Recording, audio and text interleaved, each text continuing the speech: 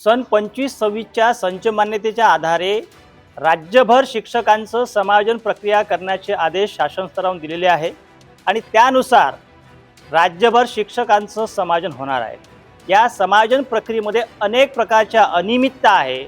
विशेषतः राज्यभर संच मान्यतेमध्ये बरेचसे प्रस्ताव शिक्षणाधिकारी, शिक्षण उपसंचालक, संचालक कार्यालय स्तरावर प्रलंबित आहे, पण ते प्रकरण निकाली न काढता घिसाडघाई करून समायोजन प्रक्रिया राबवण्याचं काम सुरू आहे। विशेष म्हणजे राज्यामध्ये शेकडो शाळा अशा आहे की ज्या शाळेमध्ये शिक्षक संख्या 0 झालेली आहे।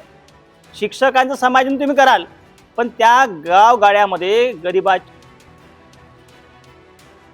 शिक्षणाच्या प्रवाहाच्या बाहेर पडले तर राईट टू एज्युकेशन या कायद्याचा भंग झाला राहणार नाही। म्हणून या कायद्याचा भंग झाला नाही पाहिजे। सोबतच आता बोर्डाच्या परीक्षा सुरू झालेल्या आहे, सगळे शिक्षक बोर्डाच्या कामात आहे। एकीकडे आपण परीक्षा पे चर्चा म्हणतो आणि मुलांच्या त्या परीक्षेला आपण दुय्यम स्थान जर देत असेल तर हे प्रहार शिक्षक संघटना कदापि खपून घेणार नाही।